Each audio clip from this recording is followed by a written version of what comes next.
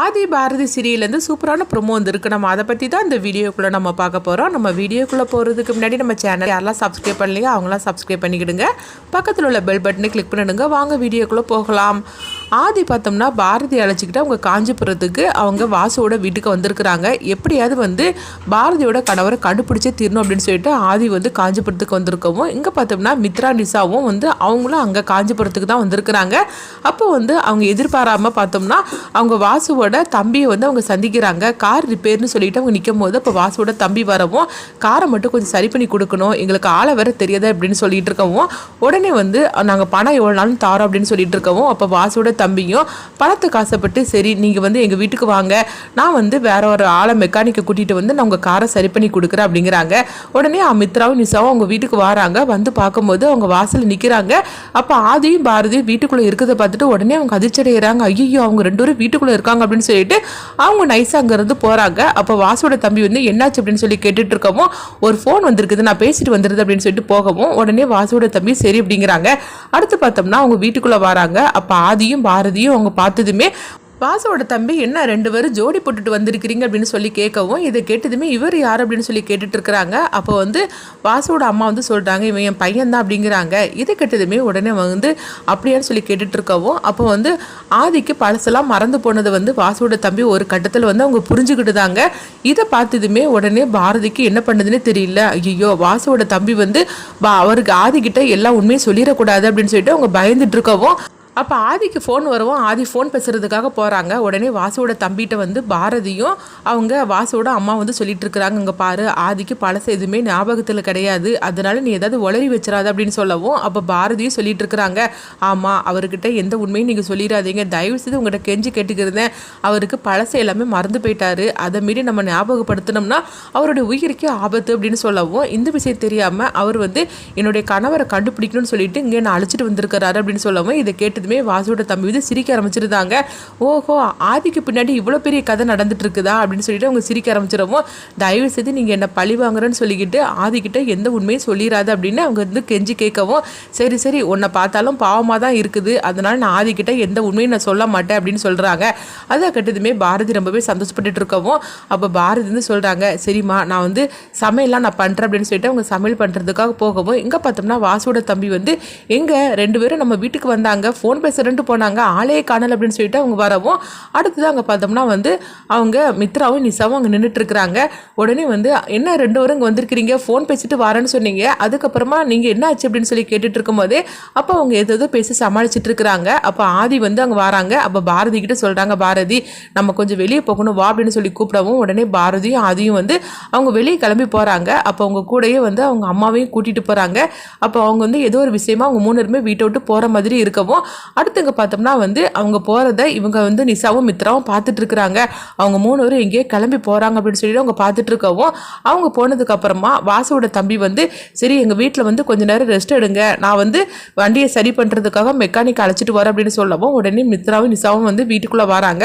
வந்ததுமே வாசுவோட ஃபோட்டோவை பார்க்குறாங்க. அப்போ மித்ரா அவங்க வாசுவோட தம்பிகிட்ட கேட்டுட்டு இருக்கிறாங்க, அவங்க யார் அப்படின்னு சொல்லி கேட்டுட்டு இருக்கவும், இப்போ உங்கள் வீட்டை விட்டு போனாங்களே இவங்க யார், இவங்களுக்கும் இந்த வீட்டுக்கும் என்ன சம்மந்தம் அப்படின்னு சொல்லி கேட்டுட்டு இருக்கும்போது உடனே பார்த்தோம்னா வாசுவோட தம்பி மித்ரா கிட்ட எல்லா உண்மையும் உடைக்க ஆரம்பிச்சிருந்தாங்க. அப்போ ஆதிக்கும் பாரதிக்கும் கல்யாணம் ஆன ஃபோட்டோ அவங்க காட்டுறாங்க. அவங்க காட்டிட்டு சொல்கிறாங்க, இவங்க ரெண்டு ஒரு கணவன் மனைவி, ஆனால் இப்போ இவருக்கு பழசெல்லாம் மறந்து போச்சு தான், பாரதியோட ஹஸ்பண்டை தேடி தான் அவர் வந்திருக்கிறாரு அப்படின்னு சொல்லிட்டு இருக்கவும், அப்படின்னு சொல்லி கேட்டுட்டு இருக்கிறாங்க. அடுத்து பார்த்தோம்னா வாசு யாரு, இவங்களுக்கும் இவங்களுக்குலாம் என்ன சம்மந்தம் அப்படின்னு சொல்லி கேட்டுட்டு இருக்கும்போது வாசுவோட கதை முடிஞ்சு போச்சுது, வாசு வேற யாரும் கிடையாது, என்னுடைய அண்ணன் தான், அவருடைய இதயத்தை தான் இப்போ ஆதிக்கு வச்சிருக்குது அப்படிங்கிறாங்க. இது கெட்டதுமே மித்ராவுக்கு இப்போ தான் எல்லா உண்மையும் தெரிய வருது. ஓஹோ அதனால தான் ஆதிக்கு பழசெல்லாம் ஏதோ ஞாபகத்தில் வர மாதிரி இருக்குது, அது மட்டும் இல்லாமல் அவர் அப்பப்போ மாறுதாருன்னா அதுக்கு இதுதான் காரணம், வாசுவோட இதயம் ஆதியோட உடம்புல இருக்கிறனால தான் அப்பப்போ பார்த்தோம்னா வாசு அவர் உடம்புல இருந்து வெளியே வராரு, தமிழுக்கு ஏதாவது ஒரு பிரச்சனைனா உடனே அவருடைய சுயரூபம் வெளியே வருது, இதெல்லாம் எதனால நடந்ததுன்னு சொல்லிட்டு நம்மளுக்கு இப்போ தான் எல்லா உண்மையும் தெரிய வருது அப்படின்னு மித்ரா வந்து புரிஞ்சுக்கிட்டுதாங்க. அடுத்து பார்த்தோம்னா எங்களுக்கு கொஞ்சம் குடிக்க காஃபி ஏதாவது எடுத்துட்டு வாங்க அப்படின்னு சொல்லிட்டு அவங்க வாசு சொல்லவும் எங்க அம்மா எல்லாரும் இப்பதான் வெளியே போனாங்க, சரி அப்ப எடுத்துட்டு வரேன்னு சொல்லிட்டு வாசு வந்து போறாங்க. அவங்க போனதுக்கு அப்புறமா மித்ரா வந்து அந்த போட்டோவை கையில வச்சிருக்கிறாங்க. அப்ப அவங்க நினைக்கிறாங்க உங்க ரெண்டு பேரையும் நான் வந்து ஒண்ணு சேரவே விட மாட்டேன் அப்படின்னு சொல்லிட்டு அந்த போட்டோவை வந்து அவங்க கிழிச்சிருந்தாங்க.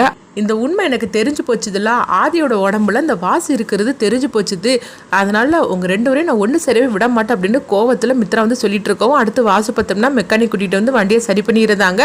உங்க வண்டியை சரி பண்ணியாச்சு அப்படின்னு சொல்லவும் உடனே மித்ராவும் நிசாவும் அங்கிருந்து கிளம்புறாங்க. அவங்க போனதுக்கு அப்புறம் பார்த்தோம்னா ஆதி பாரதி அப்புறமா பாரதியோட மாமியார் மரகதை இவங்க 3 பேருமே வராங்க. அப்போ இவங்க 2 பேரும் வந்து சமையல் பண்ணுறதுக்காக கிச்சனுக்குள்ளே போகவும் அப்போ ஆதியை தான் காட்டுறாங்க. ஆதி வந்து அப்படியே வாசுவோட ஃபோட்டோவை பார்த்துக்கிட்டே இருக்கிறாங்க. அப்படியே அவங்க ஃபோட்டோவை பார்த்துக்கிட்டே இருக்கும்போது அப்படியே அவங்க உடம்புல வாசு வந்த மாதிரி இருக்குது. அந்த நேரத்தில் மரகதை அங்கே கரெக்டாக வராங்க. மரகதை வந்ததுவே உடனே வாசு வந்து அம்மா அப்படின்னு சொல்லி கூப்பிடவும் உடனே வந்து மரகதை அதிர்ச்சி அடைகிறாங்க. ஏன்னா வாசுவோட ஃபோட்டோக்கு முன்னாடி தான் வந்து ஆதி வந்து நின்றுக்கிட்டு அவங்க வந்து அம்மான்னு சொல்லி கூப்பிடவும் அப்போ உடனே வந்து அவங்க மரகதை வந்து சொல்லிட்டு இருக்கிறாங்க, என்ன ஆதி அப்படியே என் பையன் கூப்பிட்ட மாதிரிக்கே இருக்குது அப்படிங்கவும் நான் உன் பையன் தாம்மா கூப்பிடுறேன் அப்படிங்கிறாங்க. இது கிட்டதுமே மரகதை அப்படியே கண்கலைங்க அவங்க அதிர்ச்சி அடைகிறாங்க. அப்போ வந்து என் பையன் வந்துட்டானா அப்படின்னு சொல்லி கேட்டுட்டு இருக்கவும் ஆமாம்மா ஆதி உடம்புல இருக்கிற உன் பையன் தாம்மா நான் பேசிட்டு இருக்கிறேன் அப்படிங்கவும் இது கிட்டதுமே அவங்க வந்து அழ ஆரம்பிச்சிருந்தாங்க. இங்க பாரு பாரதி ரொம்பவே நல்ல பொண்ணு, அவளை கைவிட்டுறாத, அவள் எக்காரணத்தை கொண்டும் ஆதியை பிரிஞ்சிடக்கூடாது, ஆதியையும் பாரதியும் சேர்த்து வைக்கிறது உன்னுடைய பொறுப்பு தான் வாசு அப்படின்னு அவங்க சொல்லிட்டு இருக்கவும் அப்போ வாசு வந்து சொல்றாங்க, கண்டிப்பாமா ஆதியும் பாரதியும் நான் ஒன்று சேர்த்து வைப்பேன், நீ வந்து கஷ்டப்படாதம்மா அப்படின்னு சொல்லிட்டு இருக்கும்போது பாரதி இன்னைக்கும் வந்து ஆதிக்கு எதுவும் நடந்துடக்கூடாது அப்படின்னு சொல்லிட்டு அவள் எல்லா உண்மையும் மறைச்சிக்கிட்டு அவள் வாழ்ந்துட்டு இருக்கிறா. இது புரியாம ஆதியும் வந்து பாரதியோட கணவரை தேடி இந்த காஞ்சிபுரத்துக்கு இங்கே வந்திருக்கிறான், நான் என்ன பண்றதுக்குன்னு எனக்கு தெரியல அப்படிங்கும்போது அப்போ வந்து வாசு வந்து சொல்றாங்க, அம்மா நீ கவலைப்படாத, எல்லா பிரச்சனையும் இங்கிருந்து போறதுக்குள்ளேயும் எல்லாமே சரியாயிரும் அப்படின்னு சொல்லிட்டு இருக்கவும் இதை கேட்டதுமே மரகதை வந்து ரொம்பவே சந்தோஷப்பட்டுட்டு இருக்கிறாங்க. அடுத்து இவங்க பேசிட்டு இருக்கும்போதே அங்கே பாரதியோட சவுண்டு கேட்குது. அப்போ பாரதி தான் வார அப்படின்னு சொல்லிட்டு இருக்கும்போதே அப்போ ஆதி உடம்புல இருக்கிற வாசு அப்படியே மறைஞ்சிருந்தாங்க. உடனே ஆதி வந்து பார்க்குறாங்க, என்னம்மா என்னாச்சு அப்படின்னு சொல்லி கேட்டுட்டு இருக்கவும் நீங்கள் எதுக்காக கண்கலங்கிட்டு இருக்கிறீங்க அப்படிங்கவும் உடனே வந்து மரகதை வந்து சொல்லியிருந்தாங்க, இல்லை என் வாசுவோட படத்தை பார்த்து தான் நான் கண்கலங்கிட்டு இருக்கிறேன் அப்படின்னு சொல்லிட்டு இருக்கவும் உடனே அப்படியான்னு சொல்லி கேட்டுட்டு இருக்கிறாங்க. அந்த நேரம் பார்க்க பாரதி வராங்க. அப்போ பாரதி சொல்கிறாங்க, சமையல்லாம் பண்ணி முடிச்சாச்சு, நீங்கள் வாங்க ஆதி அத்தை நீங்களும் வாங்க சாப்பிட வாங்க அப்படின்னு சொல்லிட்டு அவங்க 2 பேரையுமே அழைச்சிட்டு போகிறாங்க.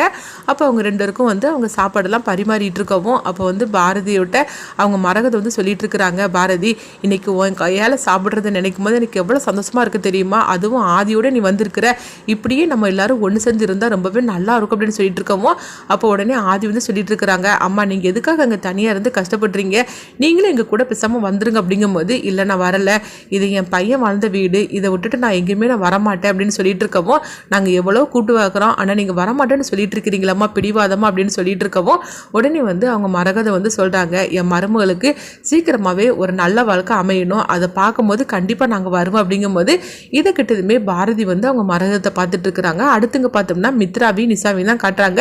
மித்ரா நிசாவும் வந்து ஓரளவுக்கு அவங்க எல்லா உண்மையும் தெரிஞ்சுக்கிட்டனால அந்த சாமியாரை வந்து பார்க்கறதுக்காக அவங்க அங்கேருந்து கிளம்பி போகிறாங்க. அங்கே போனதுமே அந்த சாமியார்கிட்ட அவங்க நடந்த விஷயத்தெல்லாம் சொல்லிட்டு இருக்கிறாங்க, ஆதி உடம்புல நீங்கள் வந்து ஒருத்தர் இருக்காருன்னு சொன்னீங்களா, அப்போ நான் நம்பலை, ஆனால் இப்போ நான் நம்புகிறேன், அது வேற யாரும் கிடையாது, பாரதியோட ஃபர்ஸ்ட் கணவர் வாசு தான் வந்து ஆதியோட உடம்புல இருக்கிறாரு, அதனால தான் பாரதிக்கும் சரி தமிழுக்கும் ஆதித்யாவுக்கும் ஏதாவது ஒரு ஆபத்துனா உடனே வந்து ஆதி உடம்புல இருக்கிற வாசு வந்து வெளியே வராரு, இதனால தான் அன்னைக்கு நான் தமிழை பற்றி தப்பாக பேசும்போது கூட அவங்க ஆதி உடம்புல இருந்த வாசு தான் என்ன இந்த மாதிரிக்கு ஒரு நிலைமையில கொண்டுட்டு வந்திருக்கிறான், அதனால தான் என் கதையை முடிக்கிறதுக்காக வந்திருக்கிறான் அப்படின்னு சொல்கிறாங்க. அடுத்து என்ன நடக்குன்னு